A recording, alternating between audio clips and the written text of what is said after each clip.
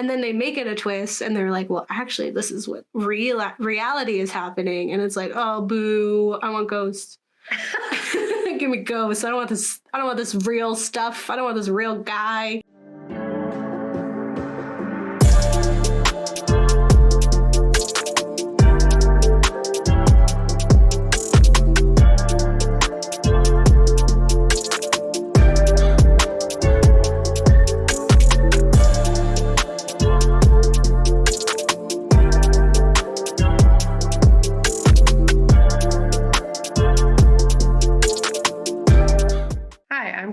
And I'm Gabriel.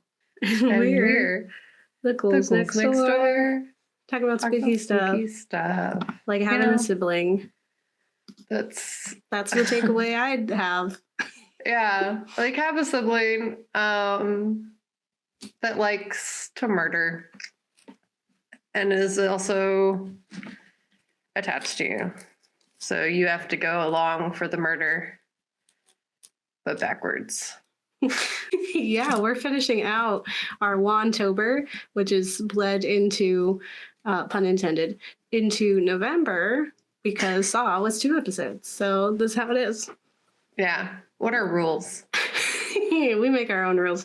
Yeah. Just like James Wan. We really just took inspiration. Just do whatever we want. And whatever the chaos may be, let it be, you know? But sometimes it's really fun. So... That's where we are. It's good. My face is so shiny because of the blood. Yeah. It's hilarious. Yeah, for our listeners, I tried to also do blood, but I'm too neurospicy for it, so I took it off my face. Yeah, I'll tell you what. Props to the stunt performer who was Gabriel and had like the full face prosthetic and all the time. Oh my God, I'd rip it off. And then also had to do crazy backwards movements. What a fun time. It was impressive. They did an impressive job. Yeah, Malignant is a fun film for James Wan to do. It was so not written by him, but based on an idea and story that he had. Okay. Which is just like, okay. You had to make a really cool dream, and you thought, what if we did it? They still gave him a writer's credit, so... Yeah. He was a part of it. He participated. And, I mean, it wouldn't happen without him. And, I think I have heard rumors that there's going to be more Malignants. I like same people or different people. I feel like now they've learned. They learned the secret, so you can't do it again with them. Well, maybe he breaks out. Spoiler. Oh. Well, so there's So I'm scared to see what they do with that. Continue. Yeah. So this film, in true, James Wan fashion, is fun.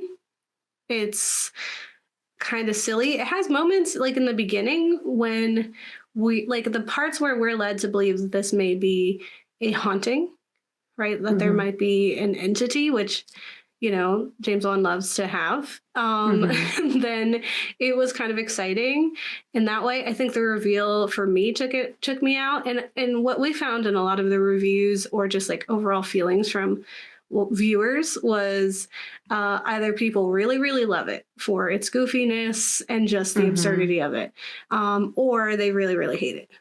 Yeah, it's like kind of one or the other. Like it's funny that you say that the end took you out because like for some people that's like the only thing that kept them. That made the film for them. So it's just funny because it's like very different.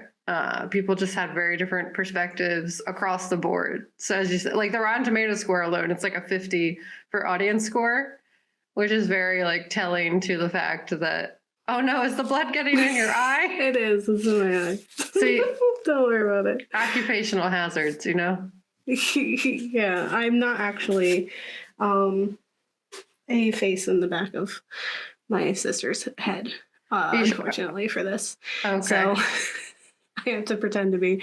And occupational hazard. It's a struggle. The struggle's real. I think it's so. I wouldn't say that it's just the end that took me out. I think it's the reveal that I could see how he thought it was really cool. Yeah. Right? Like I could see him making that and getting really excited. And I think honestly, yeah, there's the fight scenes and action sequences that are unique, and I've never seen anything like it. And that itself, I think, should go down in film history. Like for me, that's a selling point. If I tell people, like I've told people, like you should watch this specifically for the police station. Like I just need you for the tail end of that. And chase scenes, like that's what I need for you. Everything else, I just want you to like turn off your brain. And I think that's really what most people feel. When it first came out, I was hesitant to watch it. And then someone who, you know, I like value how they feel about films, but also understand that we have different views. And he was like, oh my God, this was amazing. And I was like, really? Because people have been saying it's super goofy. And he was like, oh no, don't get me wrong. It is very goofy. And I was like, okay. And that's true. It is. Yeah. And it's like, people either love that or they're like, I was trying to think, or I don't know, like it was just, it's very ridiculous when you get there. And there's like problematic elements to it too, just because like how they treat the character, which is what it is at this point. But like it really, you don't expect it, or I guess you could predict it, but like the way they do it is so wacky. Like, as you said, it's like an action film at the end and just very just absurd. Which, if you're, it is fun in that way. I remember like cackling when I first saw it happen and being like, what? What do you mean? So in that way, it was very fun. But I feel like it doesn't have rewatch appeal. Like once you know, I don't know. I think guess it's like if you're watching it to laugh. Yeah, if you're watching with a new group of people, I highly recommend this film as a group watch where you're going to understand that it's going to be silly and have a good time with it. You know, I think there are some really fun editing things that happen in the film. And like I said, I can really see that James and the team were having a lot of fun when they were making it. And that comes through and allows viewers to also like it. I first learned about Malignant through a YouTube video that I have not been able to find. I feel really bad. They were a really great reviewer, but they were diving into the problem parts of it. And so that was my first introduction, was like I already knew out the gate what happens. And I already knew that I was going to be a little bit upset about it. So it was actually quite surprising for me to enjoy what I did enjoy from it. So I give it credit there. Yeah. I know that you can't see Gabe, so would you like me to read the plot summary today? Yeah, please. Okay. So if you're joining us and you don't know what Malignant is, it is from 2021, so it's a newer movie. As Gabe said, it is a group watch. So like, if you don't want to know about it too much, go watch it with a group of friends and then come back. In a safe environment. Yeah. So Malignant is from 2021 and is about Madison is paralyzed by shocking visions of grisly murders, and her torment worsens as she discovers that these waking dreams are in fact terrifying realities. Directed by James Wan and written by, it says James Wan, Ingrid Bizu, and Akela Cooper. So... And for those who don't know what malignant means, because I looked it up because I didn't know like off the top of my head what it meant, the dictionary.com let us know that it is an adjective that means disposed to cause harm, suffering, or distress deliberately, feeling or showing ill will or hatred, a very dangerous or harmful in influence or effect. And then there's also the other term, which is like a tumor can be malignant. So that's something I really liked about the like both a person can have ill intent and be malignant, and so can't parts of your body. And so I did like the play on words there. One likes words. So that was also a thing I was like, that's cool. I dig that. Yeah. Kat, you wrote a whole thing. Do you want to Yeah, talk about the film and then I'll pop in. I think that's fun. Sure, yeah, we'll do it. It's fun to do. Reverse. I have my hair in the front of my face instead of right. popping through the back. So for people watching, spoilers, I'm the back of Kat's head. Yeah. Just that's. I feel like we should when it's time, we'll just. Yeah. I'm asleep and now it's your turn.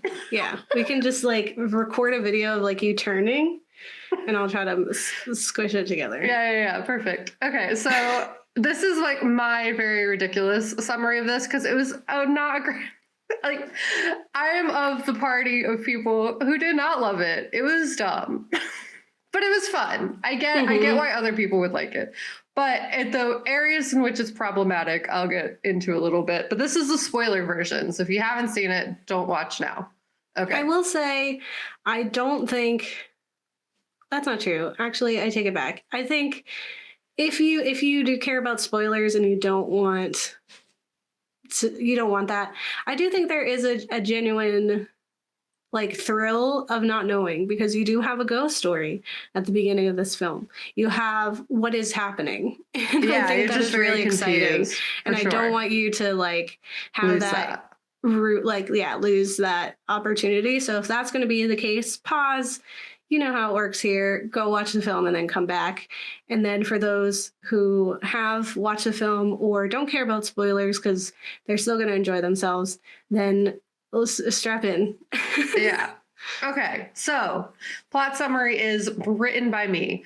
Weird doctors in strange basement hospital adopt a child from a teenager who was assaulted/abused and is really religious. That's important because Dang, you dove right into spoilers. Insane. That's what I'm saying. I know. That's what I'm saying. I said this is the spoiler version. This is what happens in the film. Whoa. Yeah. That's so funny. Yeah. Well, because it makes more sense as you go through. You have to have this context to understand the motivation of our villain. Mm-hmm. Okay. We find out that the child that they've adopted, this hospital, is actually two children that were conjoined at birth, Emily and Gabriel. I am Emily, Gabe is Gabriel. Mm-hmm. Shitty doctors decide Gabriel is not a child and is instead a cancer that is also somehow the devil? ? Big question mark, because they're definitely just another kid as well. Yeah, they definitely were creepy. I will give them that. But what kid wasn't weird first, when they were little? You know? Yeah, which came first, right? The evil or the evil doctors? Or the trauma that they experienced. But yeah, okay. If you get constantly told from the age of your onset till however old they were in this scene that you're the devil, I'm pretty sure you're gonna know what weird messed up things to say. It's like when you have tales of possession, it's not that the kid is actually possessed, it's that they overhear what they think the devil would do and then they do their best guess of that. But okay, so the reason that they're the devil is because they have telekinetic powers and say bad things. Gabriel tries to defend themselves by murdering the doctors that are trying to murder them because, as they say, is the catchy line of the film is, it's time to cut the cancer out, which they're referring to the human child. Yeah, a person. Gabriel, which a real is person. A full person is removed immediately. Yeah. So because they're deemed less worthy of life. So the distant makes the doctors really mad because they killed some of them. So they're mad about that. So they push Gabriel into Emily's skull, just sew it all up, and he's never to be seen again. We fast forward to Emily in the future, who has a different name now and goes by Madison. Madison is very pregnant and has a shitty, abusive husband. Shitty, abusive husband slams the very pregnant Madison's head against a wall hard enough to split her skull open. And then she takes a nap. Yeah, she takes a nap. She takes a big nap, which you're not supposed to do with a head injury, by the way. You're not. Number one. This makes Gabriel reasonably upset. Yeah, here's the thing. He was napping, Yeah. And you woke him up and then also hurt his host body sister. Yeah. That's also, his family. She's the one who's designed. She's the one that we decided is going to live. And then this is the life that we have. Yeah. I'd feel some type of way. I would. Yeah, it's fair. So Gabriel's mad. Yeah. And so Gabriel wakes up. What's interesting about this is that they've been sleeping this whole time, but we see later that this is a plot hole that bothers me. And Gabe, you might be able to correct me here if I'm remembering something. You remember something I don't. But they do this whole thing where it's like they were sleeping and they couldn't talk to Madison/Emily. But then they show us later that like Emily talks to Gabriel as a child, like up into like their teen years. Yeah. So it's like, why did they stop talking? Yeah. It's super weird. Valid. I just don't have an answer. Yeah, thank you. Okay. The hole continues to be there for the plot. But Gabriel is free. Yay. So Gabriel murders shitty husband and Madison's upset about that. So they kind of like fight. Yeah. And then it is important to know that it's at this time that we're in the midst of ghost territory, and we have some really cool, creepy, spooky things, effects happening, and like he's seeing things, and you're seeing things in the dark. That she's sitting on the couch, then she's not sitting on the couch. It's like, what is going on? And then that introduces the first like waking dream element to it as well, where she's like experiencing in vivid detail horrific crimes, but then she's like at home and she's like, what? How am I also over there? There's some psychic connection between me and a monster. Yeah. So Gabriel has cardio. So hard. Really fast. I don't know how. Somehow. Apparently it's just really about unlocking your mind. It's kind of like it was always my body. I know. It's okay. So they murder the husband, and Madison's upset and starts to have these visions. As Gabe said, like it starts to get kind of scary here, and the walls melt, and it's creepy. But then they like are fighting with Gabriel, who we think is a ghost, and then they get hurt, so they fall really hard to the ground and wake up in the hospital. While at the hospital, we're introduced to her really quirky and fun sister that I think exists purely for comic relief.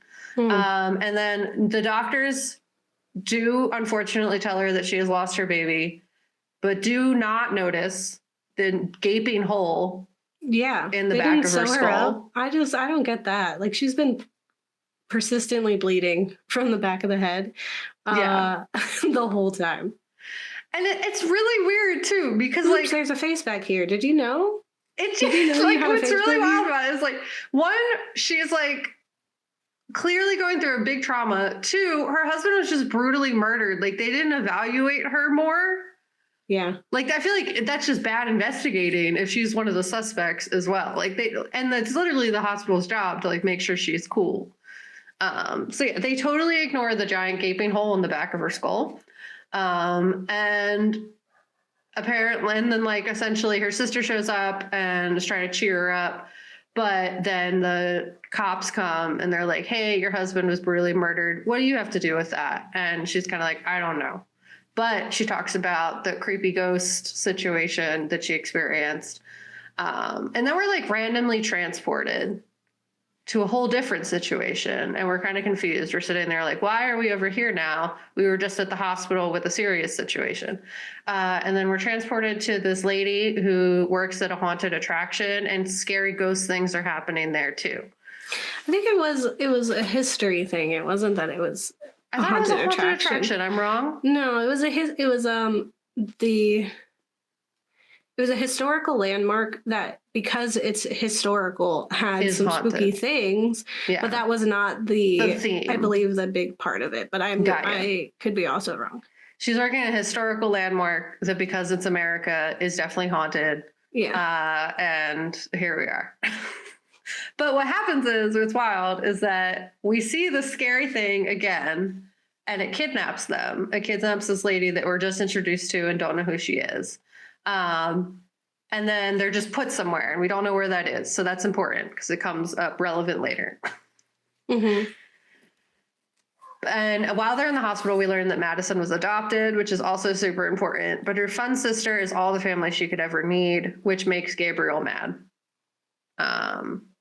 And then there's Jealousy. This like, will they, won't they, with the detective, which I'm like, it never gets resolved. And did we need it is the answer, or the question that I have. And also they made like the cops hot for some reason. Yeah, that was also a thing that was weird. He had great pants. I just really enjoyed his style. Yeah, he had good style. It was a weird. The cops were super weird. I felt like his partner, Nicole's partner, I forget her name. She felt like a trope or just like a shell of a person. Like she would say things that like people imagine TV cops to say. Like I thought sometimes I was watching an episode of Law and Order. This is very Law and Order. It was giving very much Law and Order. Yeah, like like a superficial version of how cops would ever say things. And both of them are pretty bad at their jobs. Kakoa tries, and he does end up in hairy situations. Also, pun intended. There's less hair is a big deal. He ends up in hairy situations, and that's like so. What's really fun about the film is while we're watching the waking dreams, it's really cool to see like her world melt like visually and then blade into the new situation. Like that flow and the fluidity of that was really fun. Like her, laying into bed and like opening her eyes and seeing someone across from her who is the victim. That's really cool. Or her being scared in the kitchen, and you see that one gif where, or the one scene where she is in the kitchen and the world just melting around her. There's also a lot of fun with the music in that we hear the like, where is my mind? Over. It was super silly.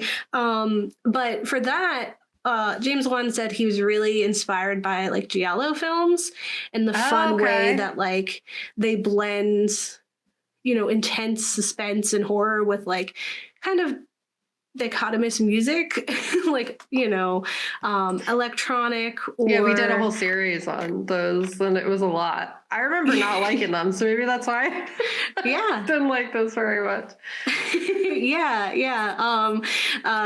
Juan had said that he said, I remember watching early on in my youth a classic Argento movie and going, wow, I'm watching a really scary, creepy moment, but he's blasting this rock score from the right of the screen. This was an interview with Bloody Disgusting. And he says, it makes this almost sort of alienating effect. It made it really cool. And so I guess in the spirit of wanting to do something similar like that, I think Joe really embraced it. This person created the music. So I really pushed him down that path to go electronica and to not be afraid to be as bombastic as we want it to be, because everything about Malignant is very in your face. And he said, visually and sonically, I felt we could have fun with it and go nuts. That's essentially what James Wan is doing in this film. Everything about it is going nuts. And he's just having fun. Like, it's not a film you can take seriously or think about necessarily critically. Like, it's just a fun, wacky time that you're like, what is happening? But also it's like entertaining. Yeah. I think if you pointedly ignore just how the real villains, like, honestly, like, Gabriel's not great, but he also wasn't the worst. Like, besides the moments where it was showing him through jealousy trying to harm the sister, like, before she's even born, and then also, like, bullying some of the kids in the center, honestly, most of the time, the people he's targeting, it's kind of valid. Like, these are people who are threatening his very existence, telling him it's wrong for him to exist, or harming him and his sister in like a really dangerous way. Yeah, like I'd written in a previous version, it was once they start murdering the doctors, it was like, that's super fair. Gabriel's not a bad person, like that part, that's fair. And then like, it was like, once they started murdering other people that had nothing to do with that situation, where I was like, all right, I get it. We already murdered a bunch of people, so our sensitivity has been dulled. I understand, but we should stop now. Yeah. Like, all these people who are incarcerated right now don't need to be murdered. Those people didn't do nothing. Like, they did kick the crap out of the protagonist at one point, but that was only 2 people. That was not the entire crew. Yeah. So. I think it definitely became a power thing. Also, like, kidnapping the mom. She was a child. Like, that wasn't her fault. Like, she was a child, as you said, who was assaulted and then given up by her family. And like, so there's what seems like a religiously abusive situation too. Like, that was not her fault. Yeah. Yeah, it seemed like regardless of what came out of her, they were convinced it was the devil. So it's Yeah. kind of interesting that the clinical folks agreed with that sentiment, Yeah. you know. Rude of so them. That's why they got murdered. It's okay. yeah. So there's two things that I found that were the problems of the film, and we've kind of touched on them. So firstly was just like the demonizing of this person who exists inside of another person. That is real. Like people live that life. And the fact that he had his own mind and had figured out ways to communicate too, like that's fascinating. Like he's real. Yeah, that's creativity. And on, like in any other situation, they'd be like, heck yeah, look at you. Yeah. You know? And I think it would make it a much more difficult conversation to have. But I get it. Like they really were painting Gabriel to be evil immediately. The other problem is, as Kat mentioned, there's a scene where they arrest Maddie and which is super valid because she did do all of it. And at the end of the film, when she like does ultimately defeat Gabriel, I'm like, okay, but you have to go to jail. Yeah, you like it was still technically you that murdered all those doctors and like an entire jail cell full of people and an entire cop precinct. Yeah. You're not going to convince a jury of your peers that it was a face in the back of your head.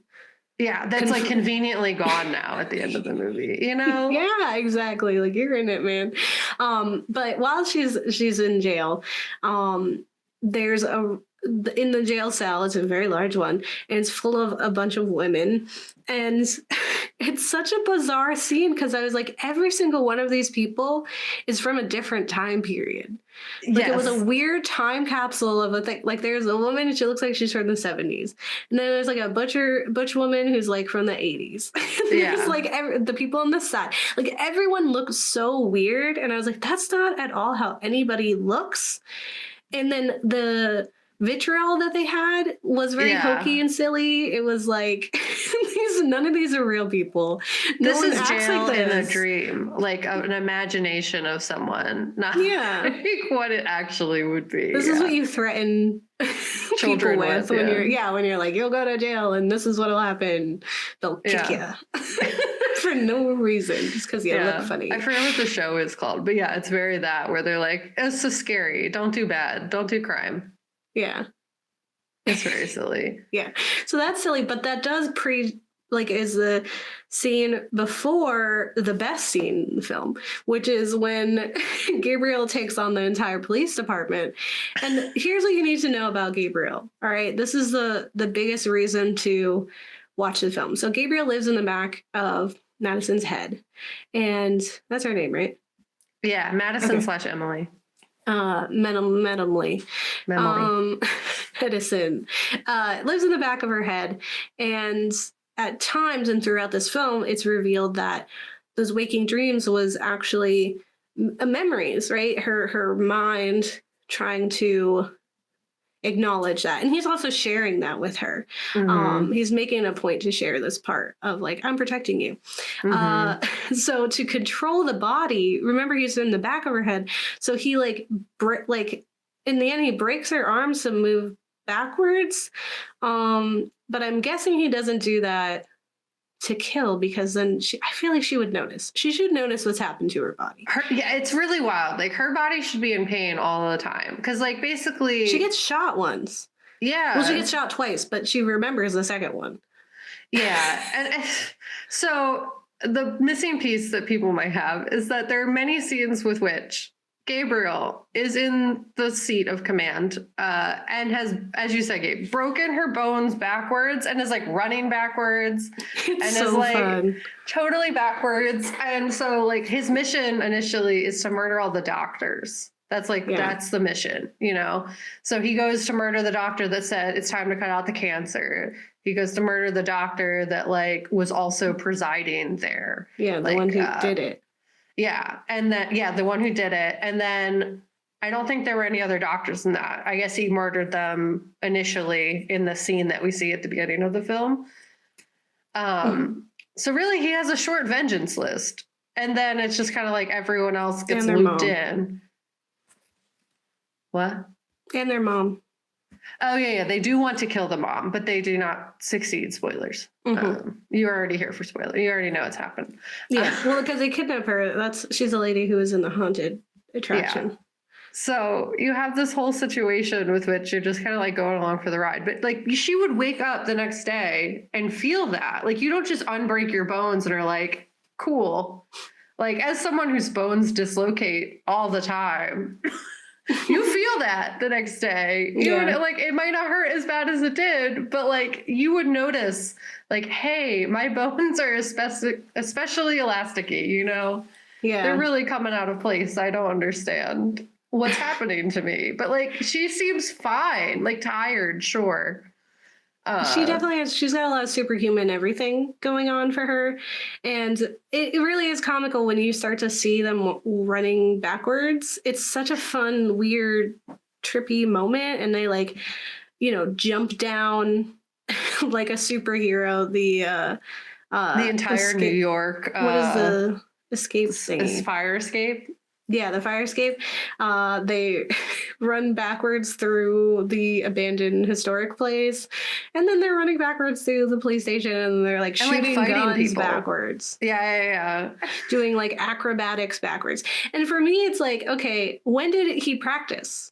Like, I can believe that he figured out how to do it.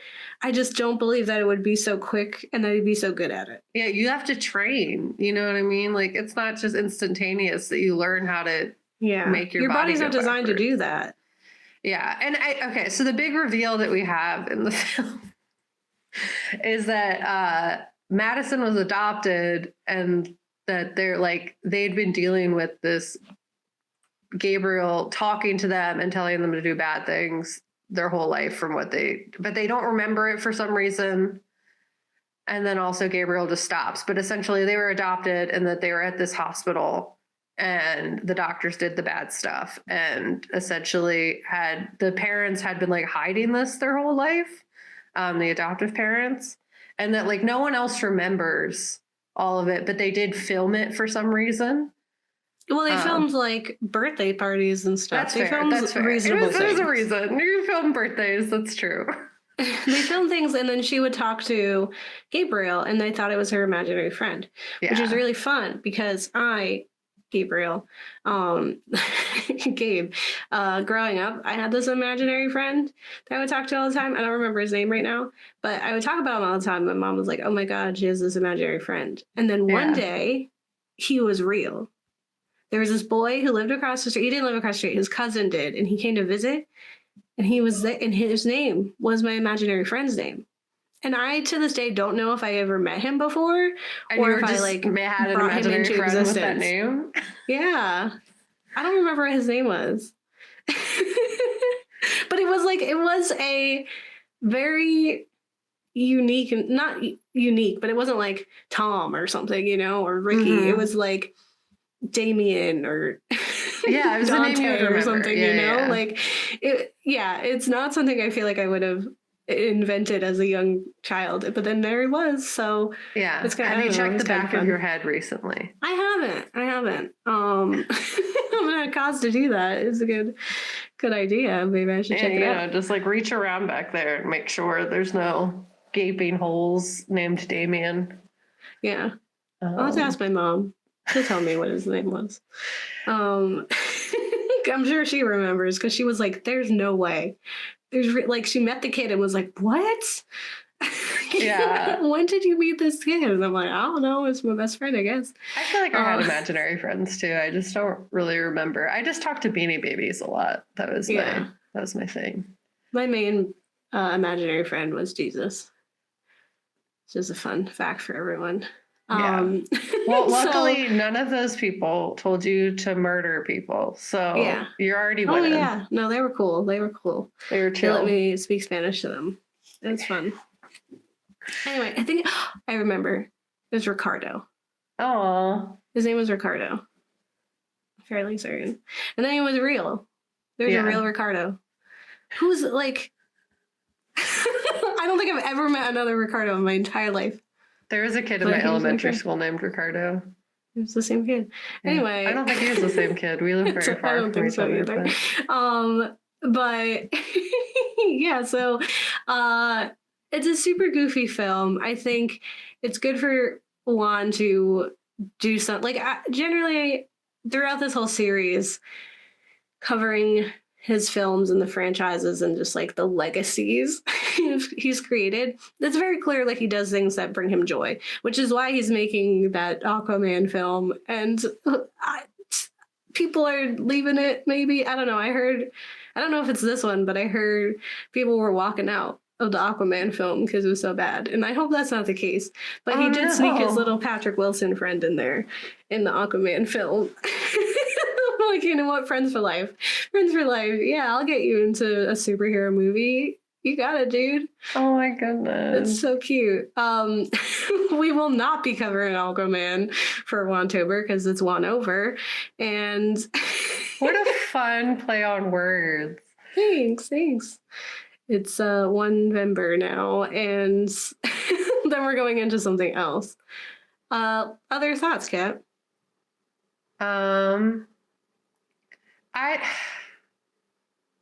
I think people should watch it just to be silly. Like, you know what I mean? It's silly. It's fun. Be a silly goose. Silly goose. You can't think about it because once you think about it, then you're offended. You know? Yeah. Like, how dare you? Yeah, like it's rude if you think about it for more than 2 seconds. But if you turn your brain off and you just want to see something like truly absurd that you can tell like they had fun doing, and like some of the camera angles are really fun. Like as Gabe said, there's like these scenes where like they melt the walls and kind of like distort reality, which is just pretty cool, like from a psychological standpoint. And it does take just like a turn where you have this like really wacky, what sounds like would be absurd and made up story because it was of this person who's like clearly had a lot of trauma in their life and then also additionally been lied to their whole life and then also has felt like isolated and alone because adoption a lot of times is traumatic. And now we have this situation where they have this thing and situation with their twin being in the back of their head and their twin likes to murder. And that's just like really crazy. That's rough. That's rough, buddy. Yeah, that's like a rough situation. And like everyone lied to her and like also like repress it.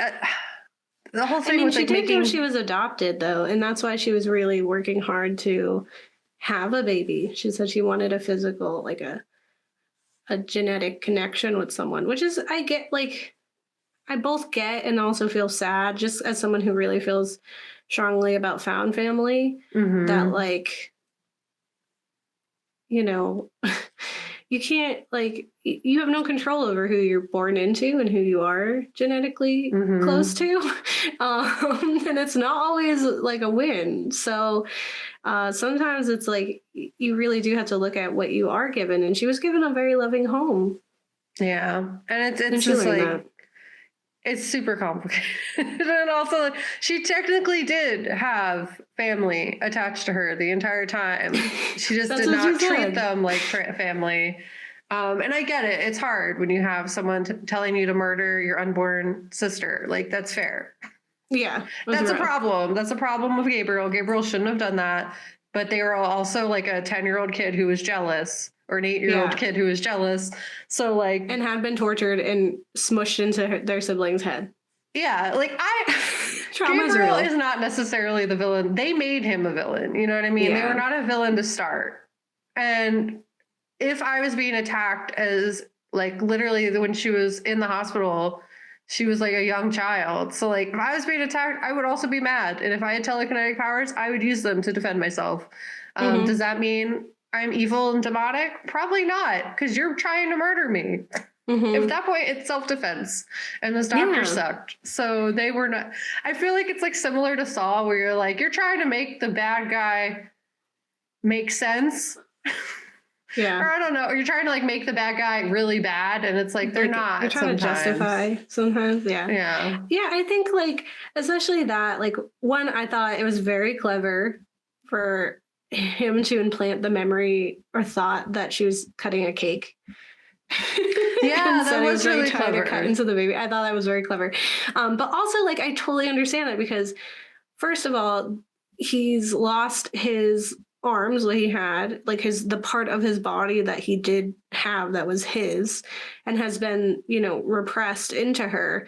And now there's a new threat in the form of like a sibling. And that's something he never got to be. So I absolutely understand that reaction. I also, there were a lot of times where I think, some of the stuff was valid. I just think he kind of lost it there at the end. But yeah, and I think it's just really funny how she was like a superhero afterward. She was like, it was always my body. Yeah, she was He like, was oh, just I have using super it, and strength. now I just she's have like to strong. believe in myself. Yeah, she's just strong. It's so silly. So, Ghouls Scouts, highly recommend to just go watch it because it's funny. Yeah. It's funny. But again, turn off like your analytical brain and just have a good time watching with friends. That's just rude. You can't think. You really just gotta suspend disbelief and just be like, this is a dumb time that I have no feelings about, and then you enjoy. Yeah. But it is like aesthetically really beautiful. The giallo comes through very strongly with like the lighting and the colors and the editing, the soundtrack, like all of that. Like at times it kind of felt a little silly, the soundtrack. Like it would come in and I was like, too. Like it was like they were leaning into it, as you kind of said in the article. Let's make you feel like it. Yeah, it disorients you, which is very effective. And you're just like, I'm supposed to be scared now. The whole time. Thank you for a musical cue. I think the only time I was genuinely scared was the first one when he's going after the husband. Like that was genuinely spooky because I didn't know what was going on. And then it's like it became more slasher, and that's fine. That's absolutely fine, and it was fun. I just wasn't scared in those times.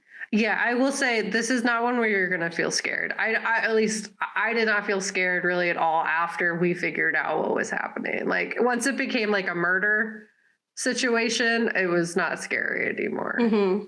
But I agree. The beginning, it did set up like if you go into this not knowing, it's very fun because then you're like it just really catches you by surprise so much more.